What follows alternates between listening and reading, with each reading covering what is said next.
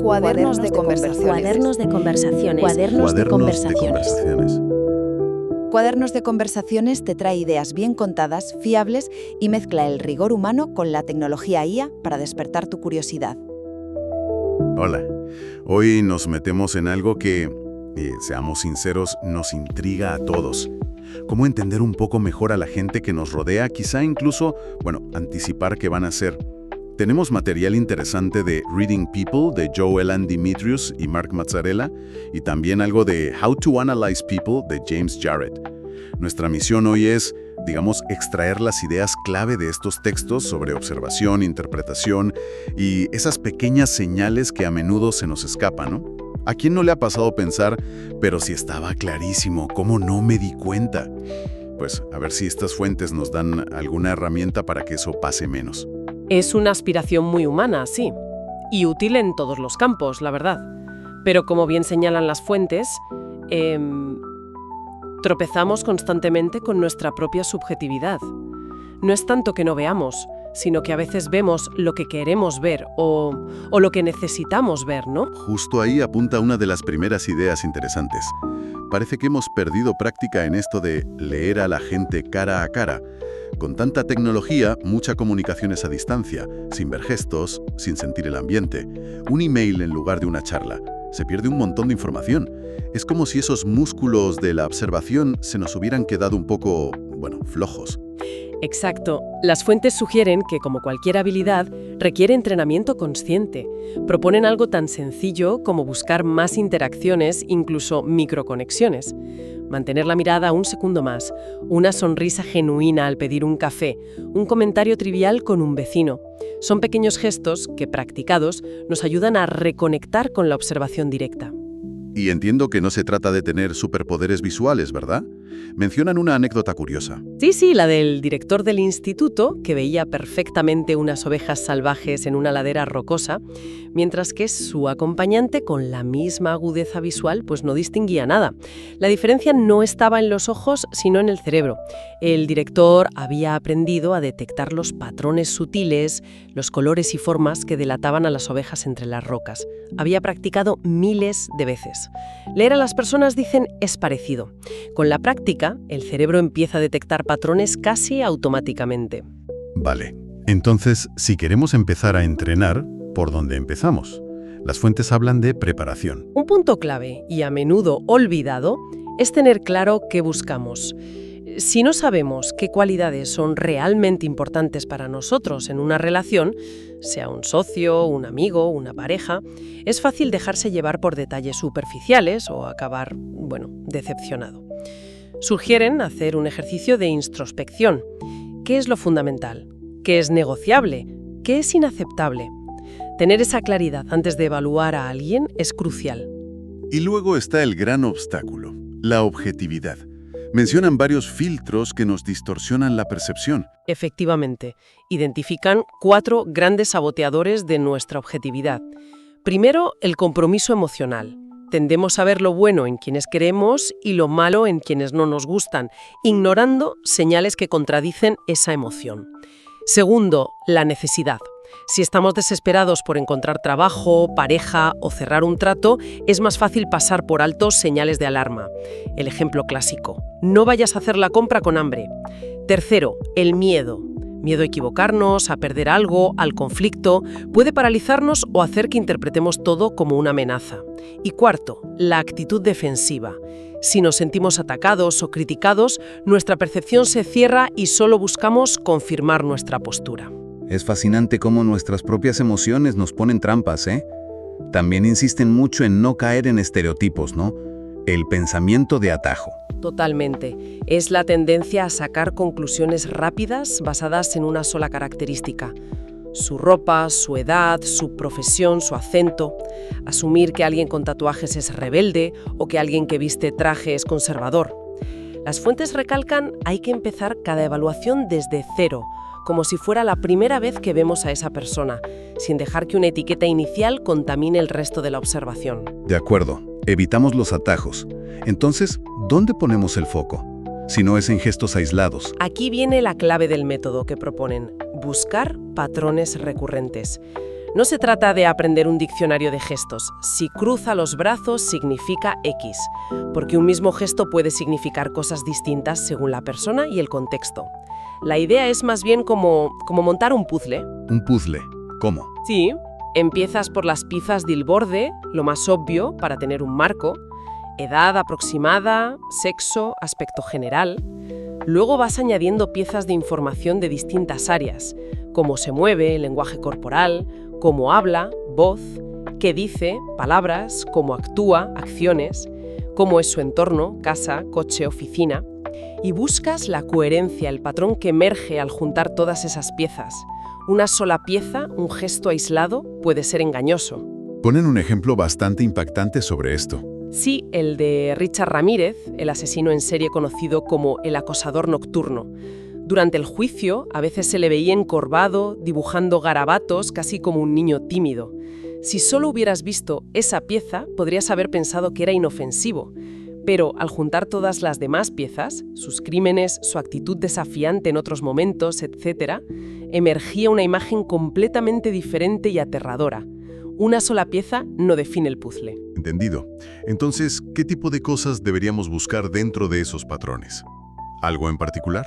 Sugieren prestar especial atención a dos cosas: lo inusual o extremo en el comportamiento general de alguien y las desviaciones de su propio patrón habitual. Lo primero son los rasgos rebeldes, algo que choca con la imagen general, como el ejecutivo impecable que siempre lleva esas pulseras de hilo hechas por sus hijos. Ese detalle rebelde revela una prioridad importante: su familia, que quizá no se ve a simple vista. Entiendo. ¿Y lo segundo? ¿Las desviaciones del patrón habitual? Se refiere a notar cuando alguien actúa de forma diferente a como suele hacerlo. Si tu amigo normalmente es muy hablador y de repente está callado y monosilábico en una cena, eso es una señal. No sabes qué significa todavía, pero sabes que algo pasa. Es una desviación de su línea base de comportamiento. Y hacen una distinción importante.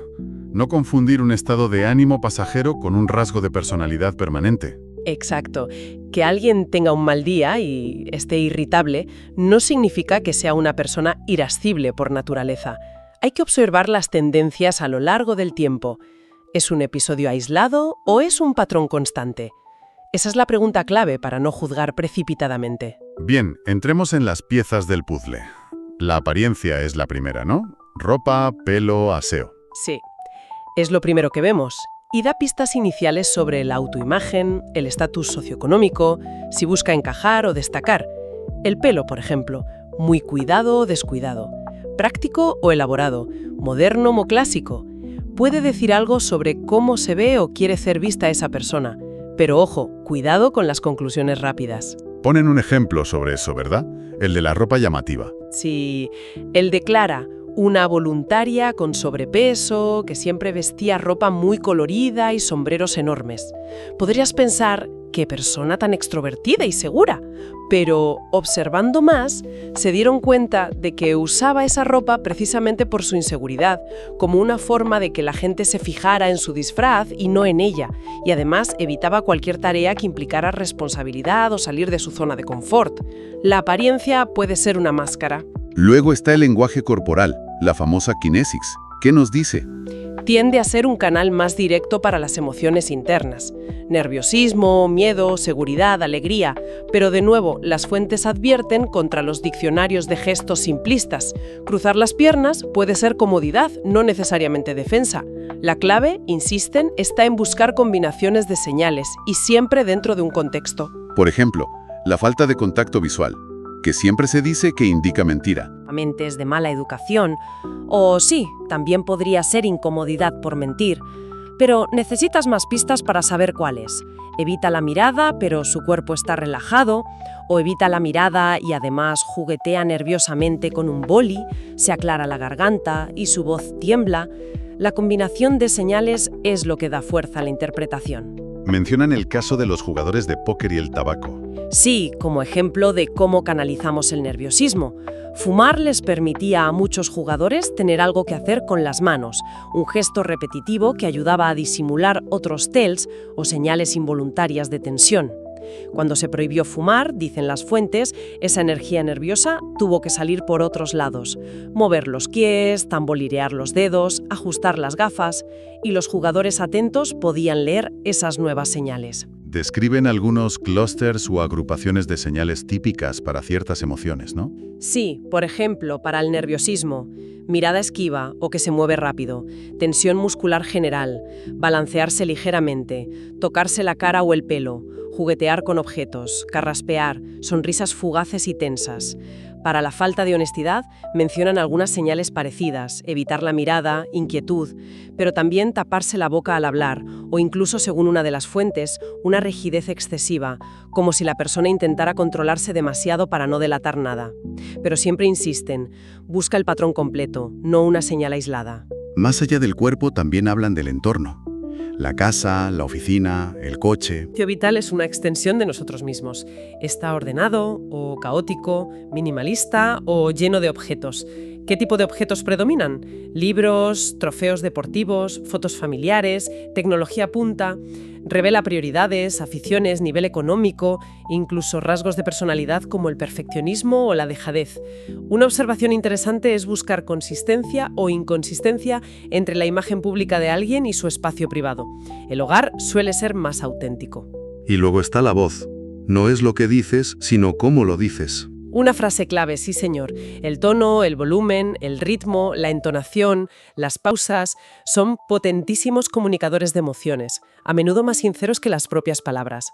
Las fuentes lo llaman el escondite emocional. Usamos la voz para expresar indirectamente alegría, tristeza, enfado o frustración, sobre todo cuando expresar esas emociones abiertamente no está bien visto socialmente. Me gustó el ejemplo de Steve y Sarah. Sí, ilustra muy bien cómo la voz puede usarse estratégicamente. Sarah adoptaba una voz deliberadamente infantil y cantarina, como de niña pequeña, cuando quería conseguir algo de Steve, que tenía una personalidad más dominante. Era su forma de expresar un deseo o una idea sin que sonara a desafío o confrontación directa. Una táctica vocal, digamos. Y al final, llegamos a las acciones y las palabras. ¿Qué pesa más? Las fuentes se inclinan claramente por las acciones. Los hechos hablan más que las palabras, es un principio que reiteran. Cómo trata una persona a los demás, sobre todo a quienes no le pueden ofrecer nada a cambio, camareros, personal subalterno, niños, es una ventana directa a su carácter, su empatía, su egoísmo, su paciencia. Observar a alguien en contextos sociales, fiestas, reuniones, también es muy revelador. ¿Busca ser el centro de atención o prefiere escuchar? ¿Cómo interactúa con su pareja, sus hijos, sus amigos? Y en cuanto a las palabras en sí, ¿qué patrones verbales son significativos? Mencionan varios. El uso de jerga específica puede indicar pertenencia a un grupo o un trasfondo particular. Los temas recurrentes en el vocabulario. Por ejemplo, el abogado que usa constantemente metáforas bélicas, atacar el argumento, defender la posición. El uso o ausencia de formalidades como títulos, señor, señora, doctor. Incluso las palabrotas. Su significado depende enormemente del contexto, la frecuencia y quién las dice. También describen ciertas maniobras en la conversación que pueden ser reveladoras. Sí, una lista interesante. Las respuestas evasivas, no contestar directamente. La fanfarronería, que a menudo esconde inseguridad. La exageración como patrón habitual. La actitud defensiva inmediata ante cualquier comentario. La adulación excesiva, hacer la pelota. La autocrítica desmesurada, que puede buscar reafirmación. El chismorreo constante. El compartir información muy personal demasiado pronto, que puede tener distintas intenciones. Crear falsa intimidad, impresionar, probar límites, engañar. El uso del humor. Acerca o distancia, relaja o tensa. Enmascara algo. Y el sarcasmo, que casi siempre, dicen, es una forma indirecta y hostil de expresar una crítica. Vale, hemos reunido muchas piezas. Apariencia, cuerpo, entorno, voz, palabras, acciones. ¿Cómo integramos todo esto? Ese es el paso final y crucial. Hay que juntar todas las observaciones, buscar la consistencia entre ellas. La persona que dice ser relajada se muestra tensa en su lenguaje corporal. El que presume de éxito tiene un entorno descuidado. Las inconsistencias son tan importantes como las consistencias, porque señalan áreas de posible conflicto interno o de engaño. Y prestar atención a las desviaciones, como decíamos antes. Una de las fuentes llega a sugerir que 3 rasgos son particularmente predictivos del comportamiento general: el nivel de compasión de una persona, su trasfondo socioeconómico, entendido en sentido amplio, valores, educación, experiencias, y su grado de satisfacción vital, si se siente realizada o frustrada. Pero, claro, no siempre es tan sencillo. Hay excepciones y factores que complican la lectura. Por supuesto. Las fuentes enumeran varias situaciones en las que alguien puede no comportarse como es. 1. Personas muy elásticas, camaleones sociales que se adaptan mucho a lo que creen que se espera de ellos. 2. Uso de una presentación enlatada, un discurso o comportamiento muy ensayado, típico en entrevistas, ventas. 3. Tener un punto ciego, áreas donde la persona tiene una visión distorsionada de sí misma o de la realidad. 4. Una discapacidad física que afecte al lenguaje corporal natural. 5. Estar enfermo, cansado o bajo estrés extremo, lo que altera temporalmente el comportamiento habitual. 6. La influencia de drogas o alcohol. 7. Y muy importante, las influencias culturales. Es un error aplicar patrones de una cultura a otra. El contacto visual, el espacio personal, la expresividad varían enormemente. Hay que entender el contexto cultural de la persona, no aplicar estereotipos. Ya, eso es clave. Y para terminar, hablan de la intuición, esa corazonada. ¿Le hacemos caso o no? La perspectiva que ofrecen es interesante. Sugieren que la intuición no es magia, sino el resultado del trabajo de nuestro subconsciente, que ha ido almacenando y procesando miles de pequeñas observaciones a lo largo del tiempo, muchas de las cuales ni siquiera recordamos conscientemente. Es como el fruto de toda esa práctica de la que hablábamos al principio, ¿no? Entonces, ¿qué hacer con ella? Recomiendan no ignorarla, pero tampoco seguirla a ciegas. Primero, identificar qué nos está diciendo exactamente esa sensación. Segundo, revisar la evidencia objetiva que sí hemos recogido conscientemente. ¿Apoya o contradice la intuición? Tercero, si hay dudas, buscar más información, hacer más preguntas, observar más, para confirmar o refutar esa corazonada inicial. Es una herramienta más, valiosa, pero que debe ser contrastada. Recapitulando entonces, parece que leer a las personas es menos un don innato y más una habilidad que se cultiva, ¿verdad? Requiere atención plena, un esfuerzo consciente por ser objetivos, quizá lo más difícil, buscar patrones en lugar de interpretar señales sueltas y entender siempre el contexto general. No hay recetas mágicas, pero sí un montón de pistas y estrategias en estas fuentes. Definitivamente. Y creo que el valor de desarrollar esta habilidad, como sugieran los textos, no reside tanto en pillar a la gente o en tener ventaja, sino en fomentar una comprensión más profunda. Entender mejor por qué alguien actúa como actúa nos permite tomar decisiones más informadas, gestionar mejor los conflictos y, en última instancia, construir relaciones más auténticas y sólidas en todos los ámbitos. Nos dejan con una reflexión interesante flotando en el aire. Si nos volvemos más hábiles en descifrar estas señales, ¿hasta qué punto podemos realmente captar la esencia de alguien? ¿Y dónde ponemos el límite para que esa habilidad sea comprensión y no se deslice hacia la manipulación? Un terreno para seguir explorando. Hasta la próxima.